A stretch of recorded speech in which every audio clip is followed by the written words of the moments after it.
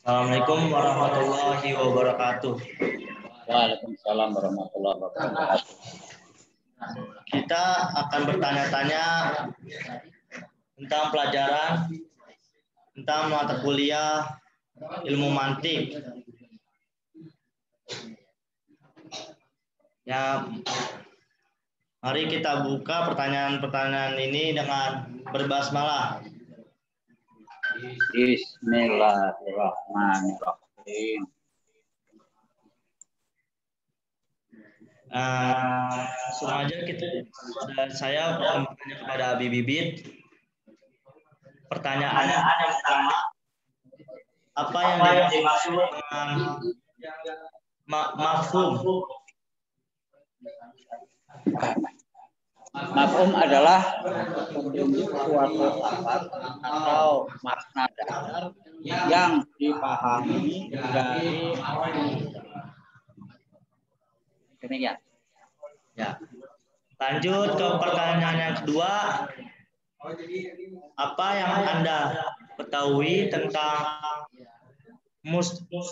musadak?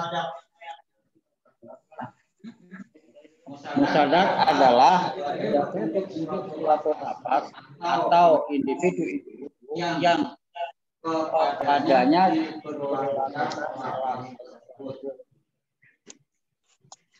Ya, lanjut ke pertanyaan yang ketiga. Berikan contoh dari mafhum. Contoh dari mafhum yaitu misalnya orang berkata dipahami bahwa mobil itu adalah kendaraan roda atau lebih yang biasanya beroperasi di jalan dengan bentuk merek dan warna yang beragam. Nah, karena mobil yang kita paham itu adalah mafhum. Udah, Bi. Lanjut ke pertanyaan keempat.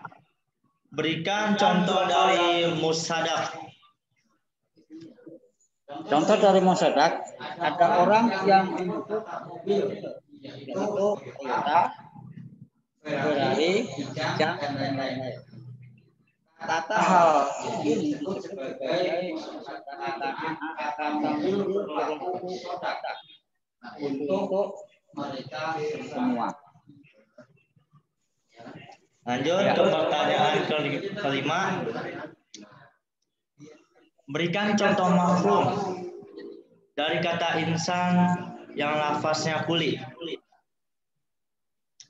Contohnya mafhum yang berlafaz insan atau kata contohnya yaitu hewan berpikir. Karena mafhum dari kata insan yang kita pahami dari kata insan tersebut.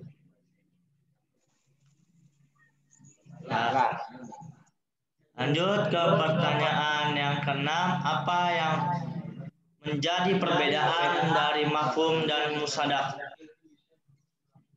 Mafhum itu adalah suatu lafaz yang bersifat universal, sedangkan musadak adalah individu yang terkukuh oleh lafaz universal yang kita pahami maknanya. Lanjut ke pertanyaan yang ketujuh. Berikan salah satu kaidah yang berada dalam konteks hubungan antara mafhum dan musadak. Kaidah yang berbunyi adalah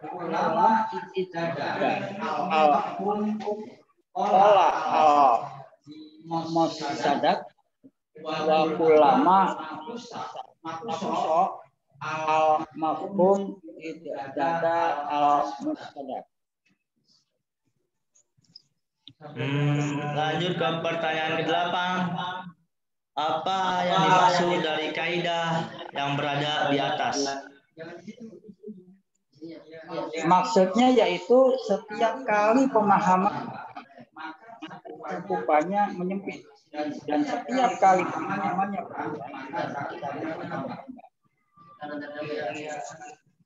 Ya, lanjut ke pertanyaan yang ke-9. Berikanlah salah satu contoh dari kaidah setiap kali pemahaman bertambah maka cakupannya. Contohnya yaitu seseorang menyatakan universal hukum atau yang universitas ialah suatu institusi yang memberikan gelar kepada para mahasiswa dalam berbagai bidang. Kata tersebut universal dan cakupannya juga luas karena mencakup berbagai macam universal baik di dalam negeri maupun luar negeri. Ya, lanjut ke pertanyaan ke-10. Berikan contoh dari kaidah setiap kali pemahaman yang berkurang maka cakupannya bertambah. Contohnya kata-kata Universitas Islam Indonesia. Ketika kata universitasnya ditambah Indonesia dan Islam, misalnya secara otomatis sedikitnya atau cakupan itu sedikit karena ketika itu maksud dari universitas itu lebih ke universitas berbasis Islam yang ada di Indonesia. Lanjut ke pertanyaan ke-11. Apa hubungannya antara mafhum dan mustadab? Hubungannya mafhum dan mustadab adalah hubungan yang berbalik. Karena jika satu bertambah, maka yang lain berkurang. Dan jika yang satu berkurang, maka yang lain berkurang. Demikian. Ya. Lanjut ke pertanyaan-pertanyaan saya tentang qadiyah. Saya yang bertanya. Ini pertanyaan saya banyak, ada 20. Tolong dijawabnya. Yang pertama, apa yang dimaksud qadiyah hamliyah? Jadi qadiyah hamliyah itu proposisi yang terdiri dari maudu atau bisa disebut subjek dan mahmul predikat. Ya. Terus selanjutnya pertanyaan, berikan contoh qadiyah hamliyah. Contoh dari qadiyah hamliyah itu dari kata Islam. Nah, Islam itu adalah agama yang moderat, kata Islam itu moderat. Jadi ya. Terus selanjutnya pertanyaan yang ketiga dari saya, berikan contoh qadiyah dalam kalimat negatif. Islam bukan agama kekerasan. Islam dalam contoh ini menjadi maudu. Nah, seperti itu. Oke. Selanjutnya apa perbedaannya dan qadiyah? Qadiyah itu pernyataannya, sedangkan tasdik ialah pembenaran kata yang di atas pernyataan tersebut. Berikan contoh dari perbedaan qadiyah. Nah, dari kata Islam moderat itu pernyataan itu tentu masih membuka kemungkinan jujur dan bohong. Bisa jadi dia benar dan bisa jadi dia salah. Jadi ya masih terimbang-imbang, Mbak. Pembahasan itu qadiyah itu antara benar dan salah.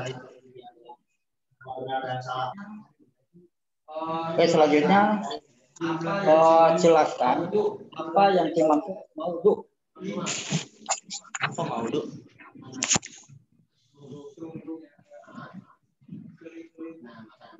Ya, bentuk Islam mahful dari kata wado yada'u yang artinya meletakkan. Secara harfiah maudu itu artinya yang diletakkan. Yang diletakkan. Jelaskan apa yang dimaksud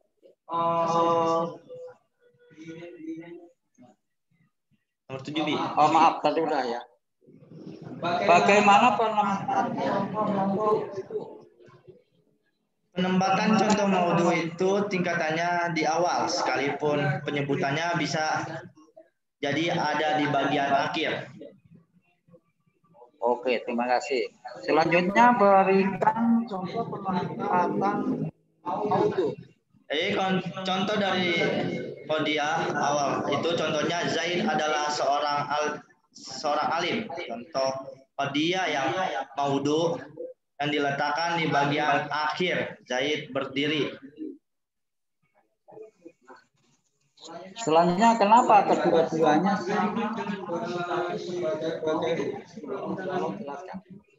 Karena baik dalam contoh pertama maupun kedua yang dihukum itu tetap Zaid sekalipun posisinya berbeda. Terus selanjutnya apa yang dimaksud mahmul? Bentuk isim maf'ul dari kata kerja hamala yahmilu yang artinya membawa. Secara harfiah mahmul itu artinya yang dibawa atau diangkut. Oke.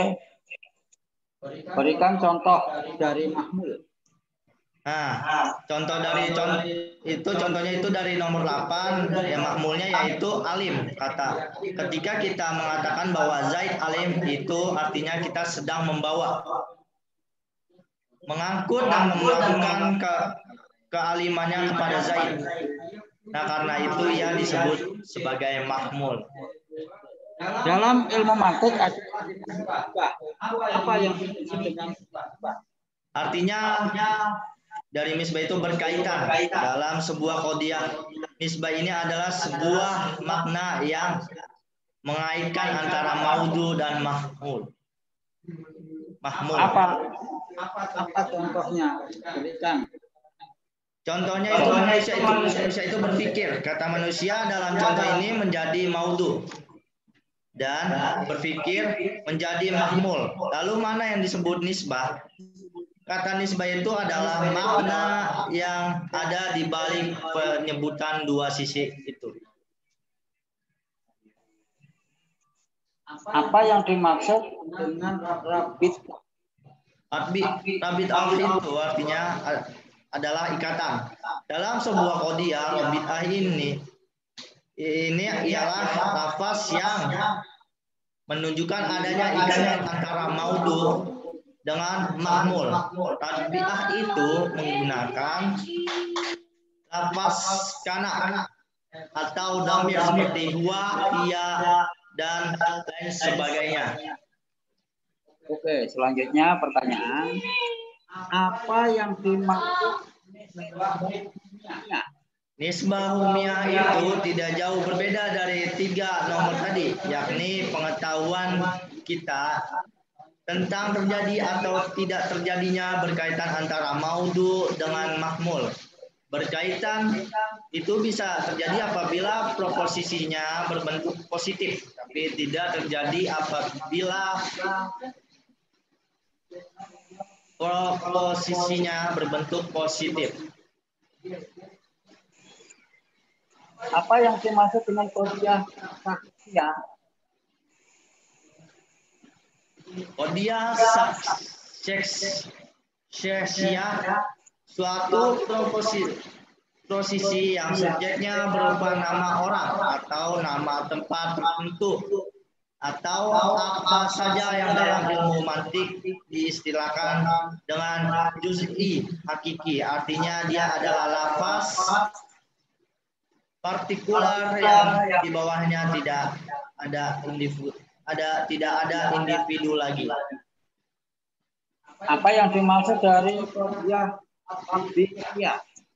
Qodiyah tabi'iyah ialah suatu proposisi yang maudhunya bersifat universal atau bisa disebut kuli, tetapi yang dimaksud bukan individu-individunya.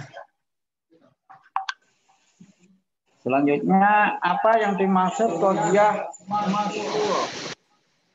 Qadia Masuro itu proposisi yang subjeknya dibatasi oleh kuantor yang dalam buku-buku mantik berbahasa Arab biasa disebut sur. Kata sur itu bermakna pagar. Proposisi itu dinamai sur karena dia berfungsi untuk memagari kuantitas atau jumlah individu yang disinggung dalam suatu proposisi. Yang apa yang dimaksud Qadia muhmalah?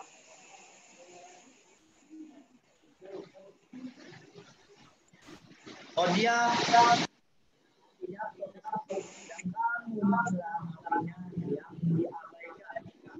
dari kata kerja amala yang artinya mengabaikan. Dari makna harfiah ini kita bisa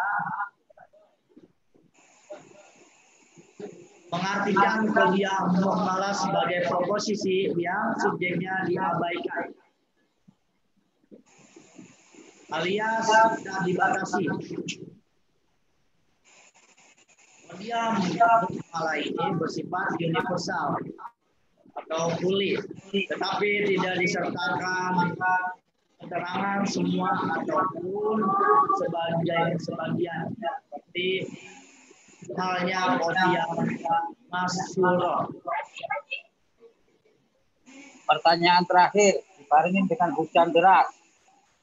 Berikan contoh dari Qadia muhmalah. Contoh dari Qadia muhmalah, sehingga manusia itu berada dalam kemudian. Dalam contoh ini disebut manusia sebagai subjek. Itu universal, kulit. Nah, dia mencakup banyak individu. Ya, yang dari pertanyaan kami dari saya Didan Ahmad Pratama dan saya dari pasangan partner saya Abi Bibit. Mari kita selesaikan pertanyaan-pertanyaan ini dengan berhamdalah. Alhamdulillah.